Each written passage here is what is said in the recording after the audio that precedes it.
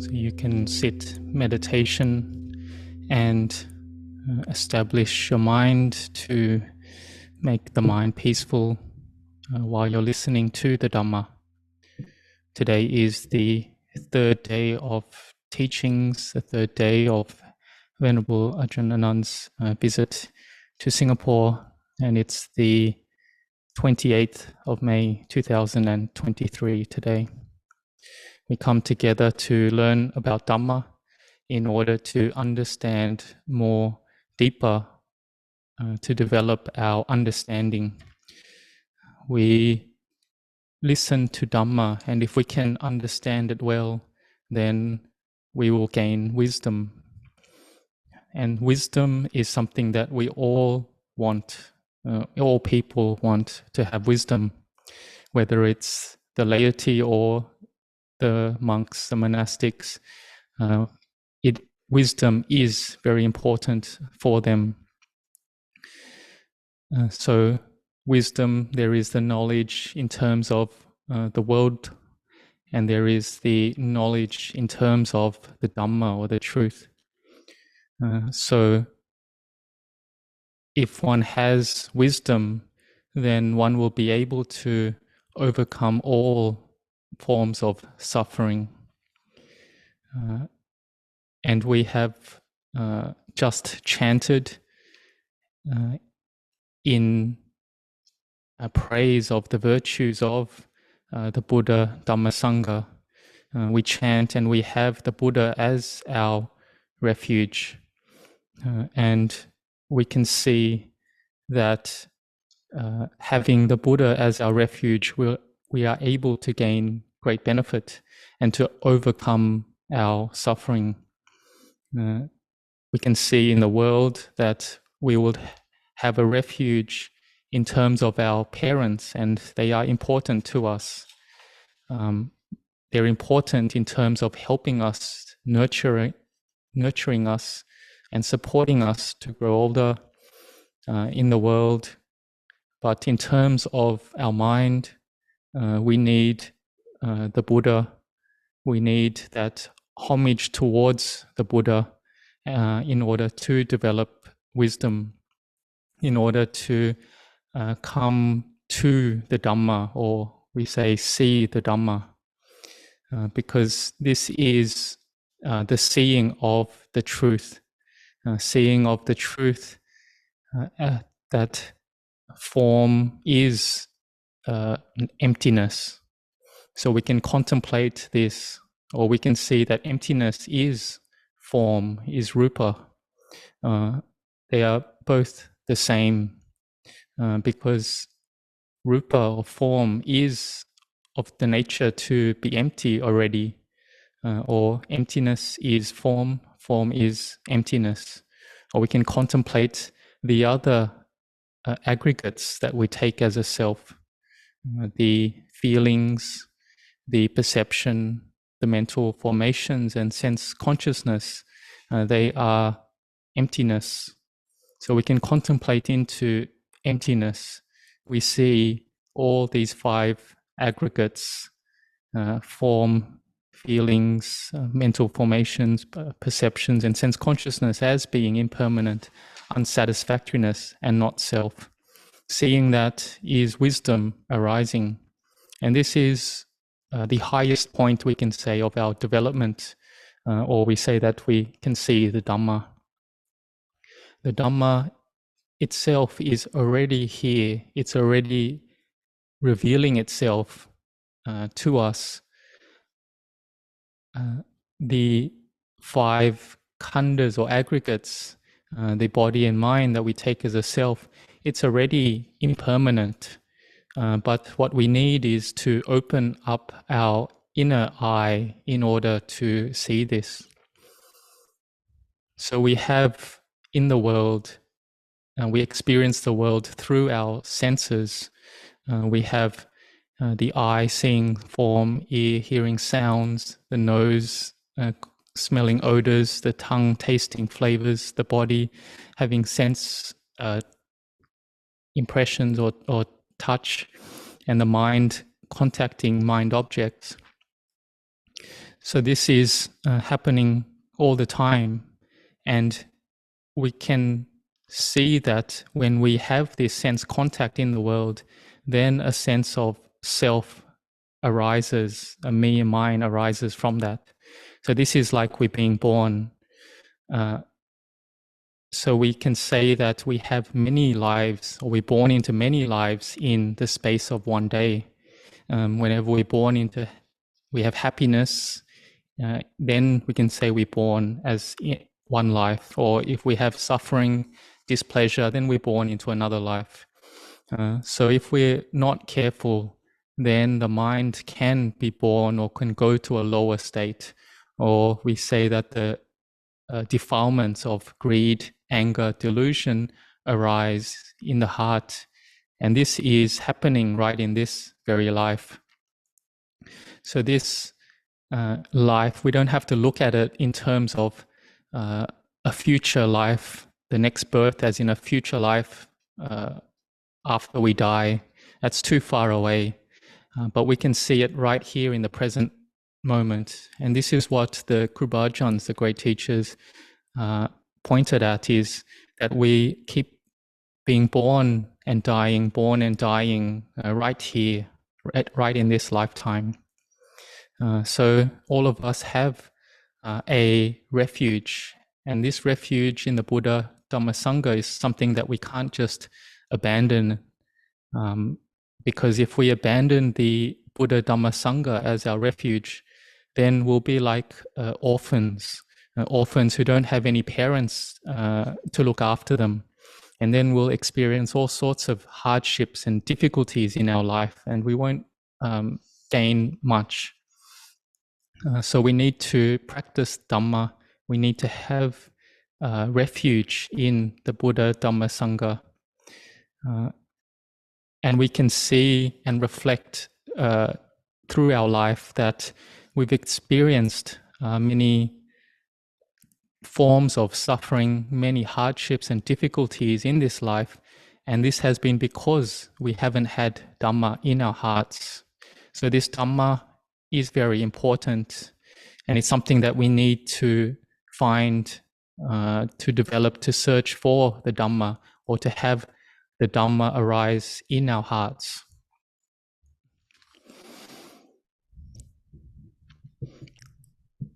So the seeing of the Dhamma, this is seen within one's own mind. The Samma Sambuddha, the perfectly self-awakened Buddha, when he was enlightened, he was enlightened or awakened into the Dhamma. He saw that all rupa and nama, materiality, mentality, as being impermanent, unsatisfactory, and not self. When this day that the Buddha was enlightened, he had completely overcome or destroyed avijja, ignorance, in his heart. He had completely liberated himself from all suffering, or we say that he had attained to Nibbana. This state of Nibbana, or the Buddha's attainment, awakening, we can say, is Nibbana, or is the state of emptiness, or the state of purity. And when we hear this is something that we also want to attain to as well. We want to free ourselves from suffering as well. And so we have the faith that if we don't have wisdom, then we will have to experience all forms of suffering. And this is something that we don't want to have. So we can see that when we have a sense of self, when we have a me, a mine, then we will see objects, things outside of us, and we'll take it as being a self. And this is not meeting with emptiness. So what do we do about this? The Buddha was Sattha Deva Manusanang. He was the teacher of all the Devas, the divine beings, and human beings. And the Buddha taught from the very beginning, from having dana, generosity. And we can see that when we have faith in the Buddha's dispensation, then all the people from different countries, whether Thailand, Singapore, in Asia, Europe, they all will practice this generosity, charity, self-sacrifice as being a foundation in their hearts. And then they develop themselves further to have sila, moral conduct. We can see that someone who doesn't have sila, then there'll be someone who has all sorts of troubles. So we can see the drawbacks of not having sila. And when we can practice keeping sila, the precepts, then we will develop our minds higher. We'll be a kalyana chana, like a good, beautiful person. So the Buddha taught of dana, sila, and bhavana, developing the mind. And dana and sila, this leads to inner happiness, or we call it saga, which is heaven. It's like a heavenly realm, but it's not a heavenly realm that we have to wait until we die and then we'll be born there. It's that type of heaven is too long away for us. It's the heaven in the heart, in the present moment. This and also the seeing of the Dhamma that we say is nibbana within one's heart as well. So we can see that when we can practice dana and sila, then we'll enjoy the happiness that comes from that. But we'll still have attachments and clinging in the heart. We still get caught up with all sorts of sense pleasures or sensuality. And so when we receive the results of our good merit from what we have done, but that merit, when it is finished, when it disappears, then the wrong views in the heart that are still there will lead us to have suffering.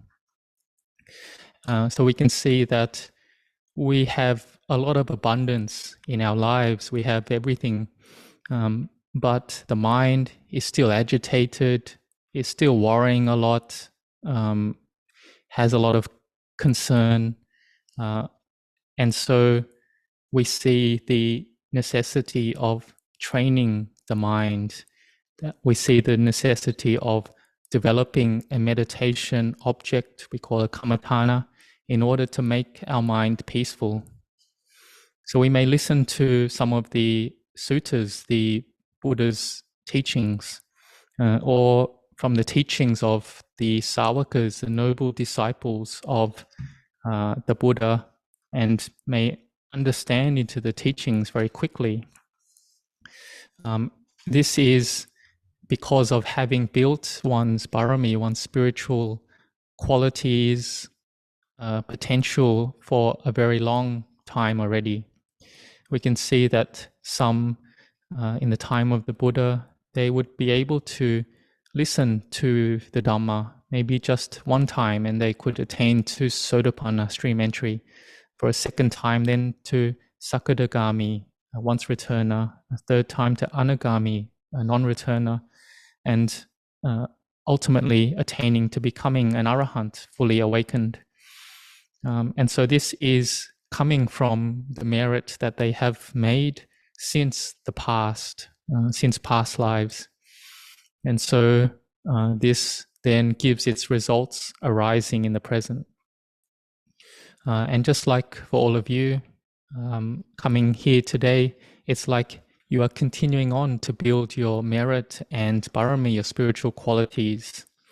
And when this becomes enough, becomes high enough or full enough, then we will develop wisdom, or we'll develop that peace of mind, or we'll say that we will see into all materiality, mentality as being impermanent, unsatisfactory, and not self, or we say to see the Dhamma. So what does one have to do in order to see the Dhamma? It isn't that difficult. The Krubajans, the great teachers, they would say to keep the mind away from liking and disliking, or to see and understand about conventions, about conventional reality in the present moment. If we can see into conventions, then we'll understand liberation, or will attain to liberation, which we call vimutti. It's just like a cup. In Thai, they'll call it gao nam, but in English, we call it a cup. And in Chinese, you call it something else. This is what we call rupa form as being emptiness, because this cup is called, maybe named different things. In Thai, in Chinese, in English, they just use different words as a convention to name that thing, the cup. And people then will call it that certain thing. And if we're speaking the same language, then we'll be able to understand what they're referring to, what they're naming. It's just like if we pick up this cup, and if we call it a something else, in Thai maybe a spittoon or like a waste bucket, if we hear this, someone calling it like a waste bucket, then we'll feel really bad, because we think it's a cup. It's a cup. We feel upset that they're calling a cup like a rubbish bin almost. So this shows that we still have this attachment to form, or attachment there in the heart. But really, this thing that we're referring to is a natural element that's of the nature to be impermanent, unsatisfactory, and not self. So really, we can call it anything. It's just different languages call it a different name. But if we understand that the essence of what it's referring to, then we'll understand the Dhamma. Just like we may refer to a duck, and we call this a duck. We know what sound it is, what it looks like, a duck. And a chicken, we know that a chicken looks like this and makes a certain noise, a sound. And we've learned this for a very long time. And even before our time, they knew it like this, a duck and a chicken like this. But if long ago, they changed the names around, they called the duck the chicken and the chicken the duck, and it makes that certain noise, then that's what we'd understand it now as being. But to understand its true nature, it's to understand in two conventions, that calling it a chicken is a convention, calling it a duck is a convention, a monk, a layperson is a convention as well. If one sees or attains vimutti, liberation, then that there's a seeing of it being emptiness, or being a natural element that goes according to nature. Seeing this, then one can let go. One is able to abandon attachment and clinging to all materiality and mentality. So this is something that we need to train in, to develop our minds. And this is the path to see the Dhamma. If we see it very clearly, the Dhamma, then we'll have no more doubts about it, or no more doubts in our mind. The mind will attain to emptiness, attain to inner happiness. And so the truth then will understand it as being like this. If we can see clearly the truth, then we'll have no more doubts. And then one's faith in the Buddha will be unwavering, will be completely firm, because we've seen the Dhamma and we know that the Dhamma truly exists, that the Buddha truly exists. And then we don't need to go to the India in the time of the Buddha. It can be right in Thailand or Singapore that we can see the Buddha. We can attain to the quality of inner Buddhahood or inner awakening within our very minds. If one sees the Dhamma, then one will see the Buddha.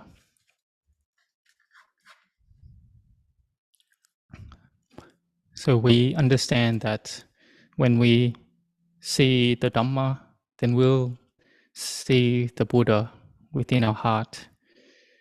So how do we see the Dhamma? It comes from the development of wisdom, or seeing into the truth. And so how can we see this, see the Dhamma, see the truth? Being a lay person, you may have a lot of work and responsibilities that you do in the world.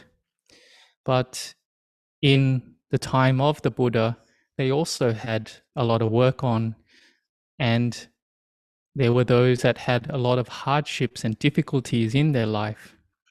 But with their merit, sufficient merit and parami, the spiritual qualities that they had built, they were able still to attain and see the Dhamma. So if one's merit is enough, is sufficient, then one will be able to see the Dhamma in this very life. But then what if our merit is still quite little, quite small? Then we may have a lot of work, maybe from Monday to Friday on the weekdays. And on the weekends, on Saturday and Sunday, we could just rest and take it easy and sort of go here and there to enjoy our weekend. But those who see the benefit in Dhamma practice, they will see that to spend one's weekend like that doesn't really have much benefit to us at all. So they will have the faith and put in effort in order to learn about Dhamma, in order to find and search for the Dhamma in their spare time. Or like if a Kruba Ajahn comes to visit us here where we live, then we see, oh, that's a very good chance for us to learn about the Dhamma. And so we can then come like this and gather together here to learn Dhamma, or maybe on Friday, one day of the week, we dedicate that to learning about the Dhamma. And so we can then say, is it hard for us to see the Dhamma? Well, actually, everything in the beginning is going to be hard and difficult, but we need to endure with it, bear with it, and to keep practicing continuously, to keep at the practice. And then one day we will gain peace and gain understanding into the Dhamma. But we shouldn't be too anxious about wanting to, say, attain to becoming a Sotapanna, a stream enterer. Otherwise, this is going to lead us to suffering. If we really want to attain and we desire to attain to the Dhamma, then that will end up causing us suffering. So we practice with an attitude of letting go, practice without having desire for a certain attainment. We just develop our mindfulness and wisdom. We practice with what the teachers taught us, that to stay away from liking and disliking, that this is the path to seeing the Dhamma. And then wisdom will arise in our hearts. Just like we can see that the sun, we see that, it rises in the east and it sets in the west. So we see it arising and setting like that. But actually, if we understand very deeply, then we'll see that there's no rising and there's no setting. It's just the mind that from ignorance proliferates these sort of concepts out in this way. So we'll then see it according to emptiness, or we'll see everything of being the nature to be empty, of the nature of emptiness. We'll see clearly into this truth, and the mind will be full, develop inner fullness at seeing the Dhamma. So keep training and developing ourself, our wisdom, and this will help to look after our minds. So we have a refuge in the Buddha, Dhamma, Sangha. The other people who are refuges to us, like our parents, they are just exterior refuges, but we need to have a refuge within our hearts, and this is the Buddha, Dhamma, Sangha as our refuge in our hearts. Just like when we chant, we have this refuge in our hearts, or we come to the day of Visakha Puja and we recollect our refuge. We recollect the Buddha, his birth, his enlightenment, and his parinibbana. And we understand that to see the Dhamma within one's mind is to see the Buddha. And so we need to train in developing this. And so everything is important in our lives, but it's not as important as letting go. So if we can see the Buddha, we can see the Dhamma, then this will help to look after our minds in order for us to be liberated from all forms of suffering.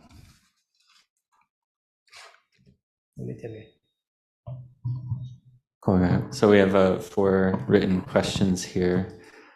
So the first one is, what is the proper versus improper way of letting go? So letting go with wisdom, letting go without wisdom.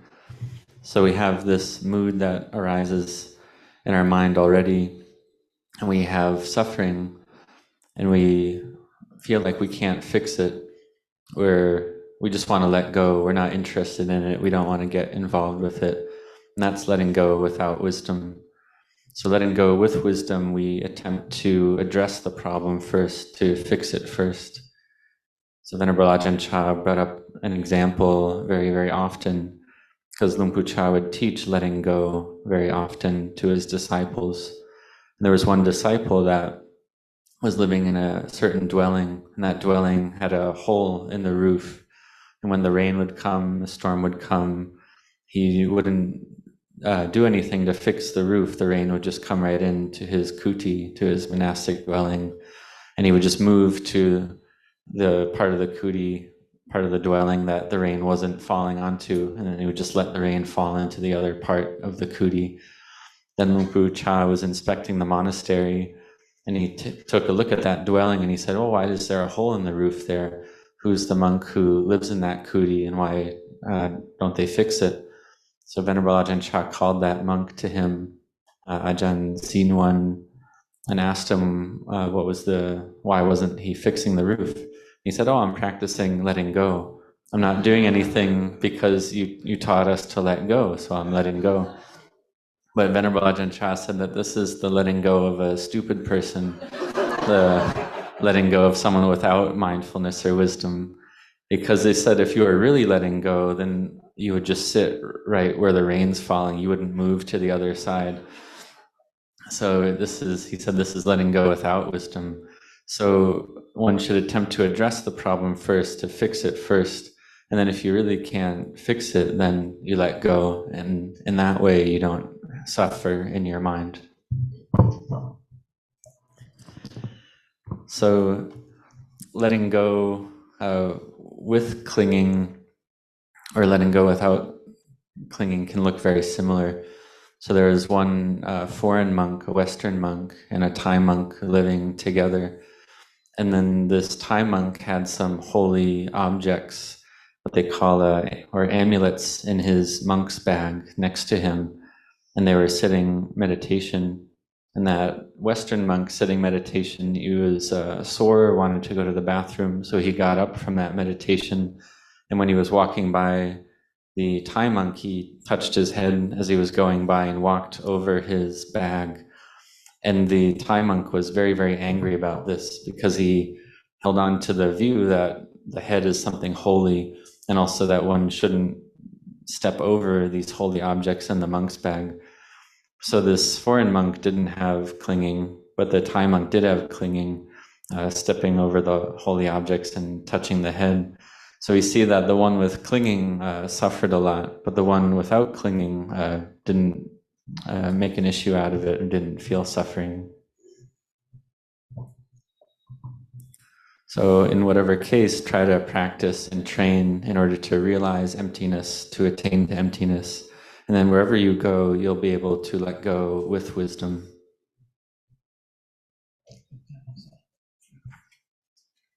So move on to the next question. So the question is, Dear Ajahn, welcome to Singapore. My question is, I dreamt of the Buddha and got into a white meditation absorption for a while. My body seemed gone. Then it seems that I tended to watch any emotion and I watched it go away. May I ask Ajahn Anan if it's possible to see the Buddha enter Parinibbana? Thank you for your guidance. So Venerable Ajahn Anan answered, so the Dhamma and the Buddha, or the Dhamma is here, the Buddha is here, as in it's Nibbana. And so when the Buddha entered Parinibbana, then the physical body was gone. These aggregates, these khandas were gone. But the kilesas of the Buddha were already gone, already when the Buddha awakened. So we see that the Dhamma is still here. So when we see the Dhamma, we see that the Buddha is still here. So we walk the path of Sila, Samadhi, and Panya, and that's the way that we're able to see the Buddha and attain to Nibbana ourselves. Then we see that the Buddha is in emptiness, this pure emptiness. So therefore we're able to see this, and we see it in the Dhamma. So when we see a vision of the Buddha, at that time the mind is empty. And we see that vision first, and that's the Parami Dhamma, the spiritual virtues of the Buddha arising, becoming manifest. And so when the mind is empty like that, then that's correct practice. And that brings us to see the Buddha in truth. So on a deeper level, we see that for myself and the group with me, we've come to Singapore, and you're all happy to see a senior teacher, a meditation master come. And this is in terms of convention, but in terms of vimutti or liberation, there's no one who came here, there's no one who goes, there's no one who lives here, there's no one who returns. It's all empty. So we see that form is emptiness and emptiness is form. And so we should contemplate like this.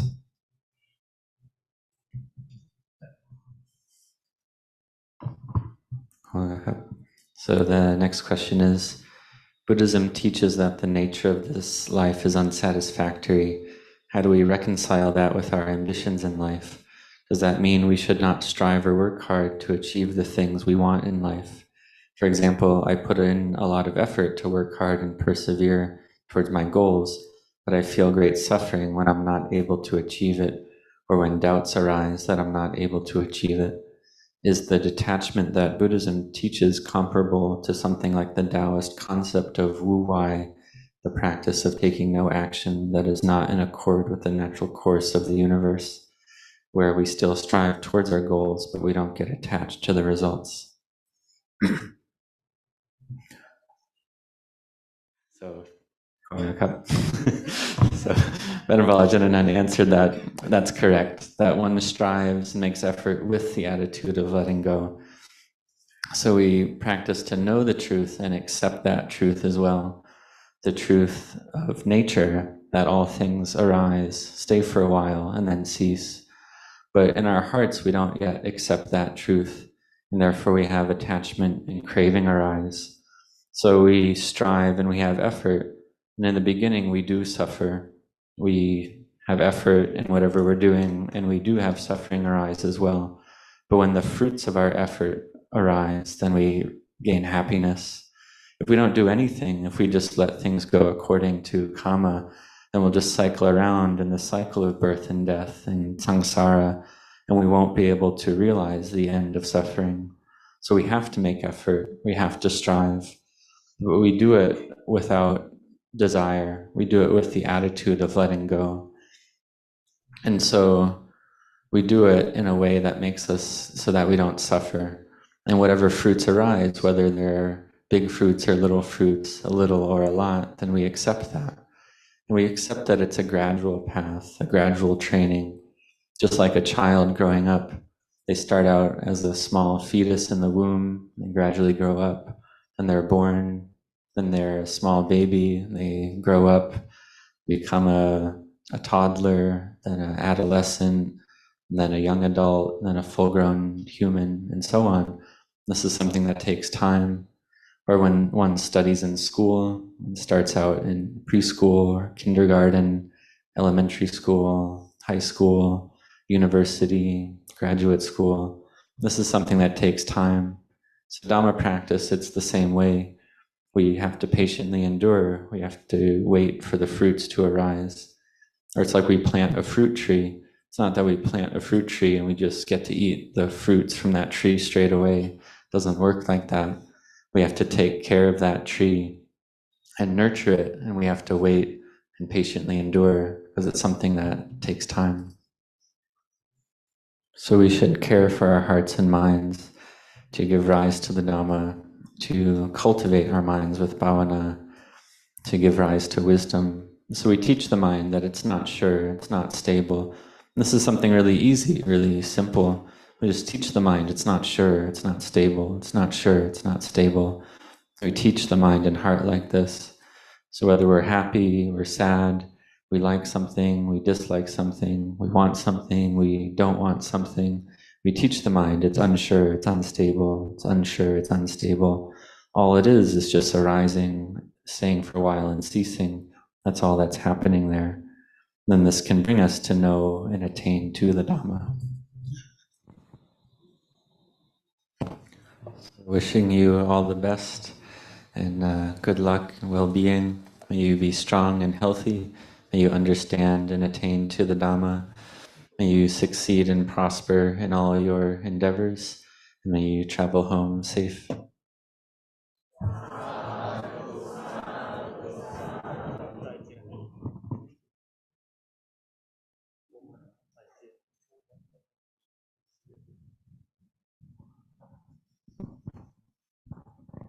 See you again, no? See you again. Hù mến tay thiên à? Okay. สาธุสาธุนะโชคดีโชคดี Yeah, chokdi means good luck. Like, มีโอกาสก็จะมาพบกันที่นี่มีโอกาสก็ไปพบกันที่มับจันเนอร์มีโอกาสก็พบกันในซูมสองอย่าง So we've met here now, and maybe we'll get to meet in Wat Marp Jan, or at least meet on Zoom.